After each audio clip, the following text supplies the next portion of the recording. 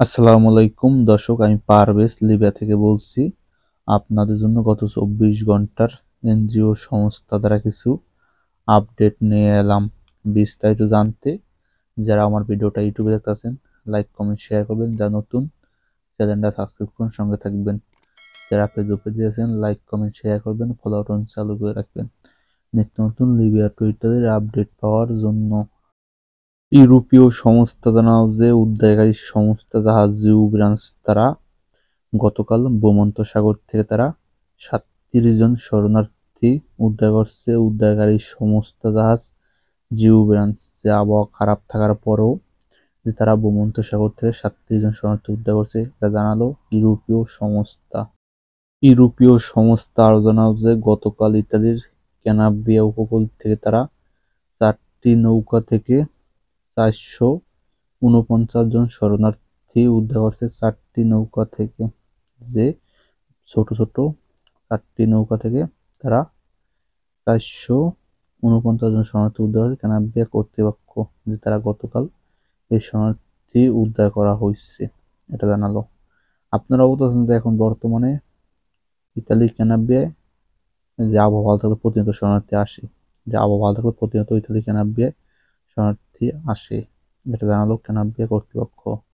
ইউরোপীয় সংস্থা জানালো যে ভূমধ্যসাগরে ৪০ জন শরণার্থী নিখোঁজ আছে, যে গত ৪০ ঘন্টার উপরে হয়ে গেছে, যে তাদের সাথে কোনো যোগাযোগ করতে পারতেছে না, যে তারা অ্যালার্ম ফোন থেকে ডিসকানেক্ট হয়ে গেছে, যে তারা ইউরোপীয় সংস্থা কোনো যোগাযোগ করতে পারতেছে না এই ৪০ জন শরণার্থীর সাথে।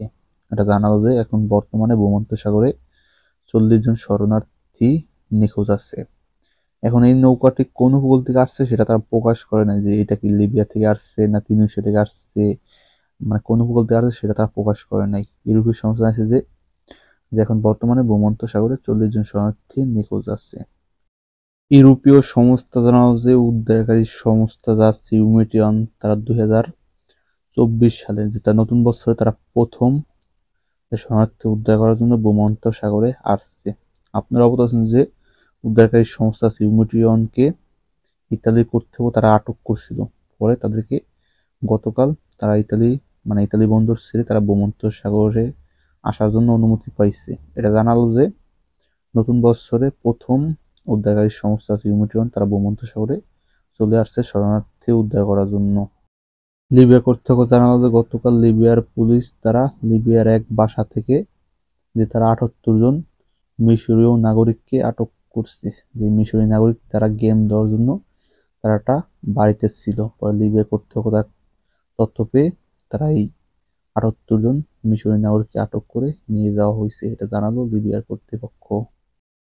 আবারও আপনাদের কিছু কমেন্টে রিপ্লাই নিয়ে এলাম। অনেকে জানতে চাইছেন যে এখন বর্তমানে লিবিয়ার আবহাওয়া কেমন, এটা আপনাদের উদ্দেশ্যে বলি। আপনার স্ক্রিনে যে পিকচার আছে এটা হলো লিবিয়ার আবহাওয়া। ১৫ তারিখ থেকে ২০ তারিখ পর্যন্ত যে আবহাওয়া খারাপই, যে মেঘলা থাকবে, বাতাস থাকবে। যে ২২ তারিখ মতো আবহাওয়া বলতেছে আপনাদের, ২২ তারিখ তোমার যে ১৫ তারিখ থেকে ২২ তারিখ পর্যন্ত আবহাওয়া খারাপ, যে বৃষ্টি হবে আর হলো বাতাস থাকবে, এটা তো বালুর ঝড় বলে, বালুর ঝড় হবে। আর হলো যে গতকালের আগের দিন লিবিয়ায় বৃষ্টি হয়েছে, লিবিয়ার ত্রিপোলি, লিবিয়া ব্যাংগাজে অনেক বৃষ্টি হয়েছে, ব্যাংগাজে অনেক শহর হয়েছে, অনেক শহরে বৃষ্টি হয়নি, তার জন্য এখন বর্তমানে লিবিয়ার আবহাওয়া খারাপ। আশা করি এখন ২২ তারিখের পরে আবহাওয়া ভালো হতে পারে, এটা শিওর না, দেখা যাক, যা ভালো হলে আপনাদের ভিডিওর মাধ্যমে জানানোর চেষ্টা করব। এটাই ছিল আজকে গত ২৪ ঘন্টার এনজিও সংস্থা দ্বারা কিছু আপডেট। যারা কষ্ট করে ভিডিও দেখছেন, ভিডিওটা সবাই লাইক কমেন্ট শেয়ার করবেন, অনেকে জানার জন্য ভিডিওটা বেশি বেশি শেয়ার করবেন। সবাই ভালো থাকবেন। আসসালামু আলাইকুম, দেখা হবে পরের ভিডিও।